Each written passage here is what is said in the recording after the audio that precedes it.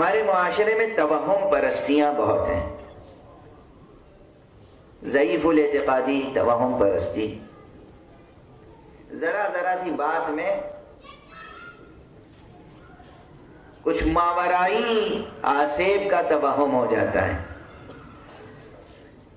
سحر ہے، آسیب ہے، جن ہے، بدروہیں ہیں، پتہ نہیں کیا کیا اعتقادات لیے بیٹھے ہیں۔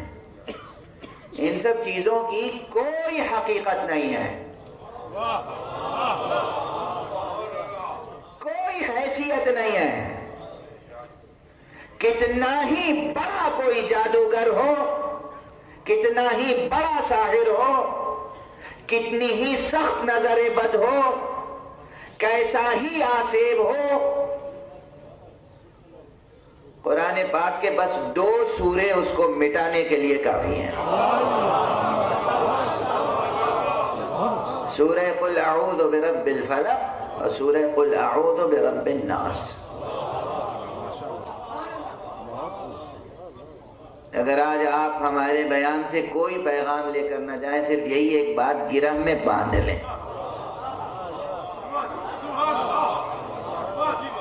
بوڑھے، بچے، جوان، مرد، عورتیں، خاص طور سے عورتیں،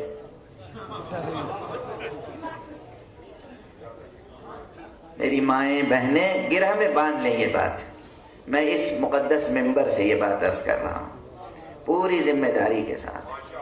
سحر برحق ہے، سحر ہوتا ہے، مگر سحر سحر ہے، کلام خدا معجزہ ہے۔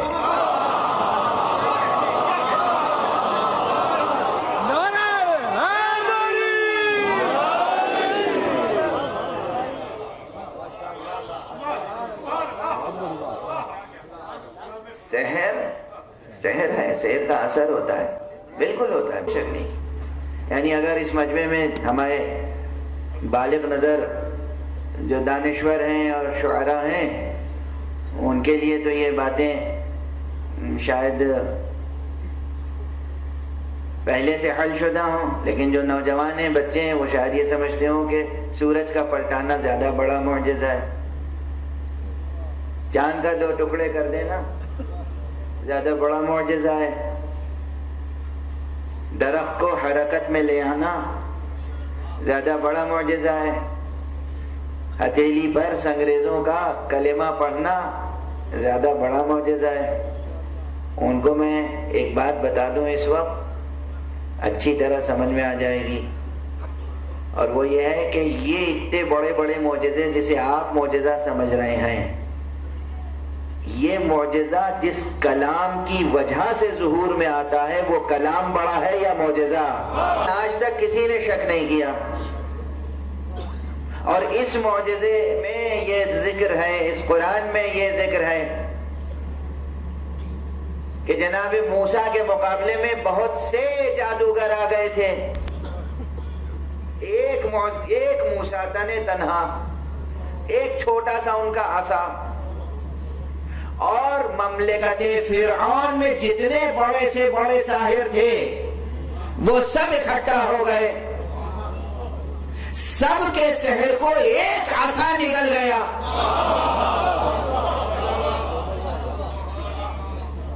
تو یہ بھی توہم نہ ہو کہ بہت بڑا سحر ہے، بہت بڑے ساحر نے کیا ہے، بہت سخت قسم کا سحر ہے، نہیں، کتنا ہی سخت ہو، قرآن مجید کی ایک آیت اس پورے سحر پر غالب آتی ہے،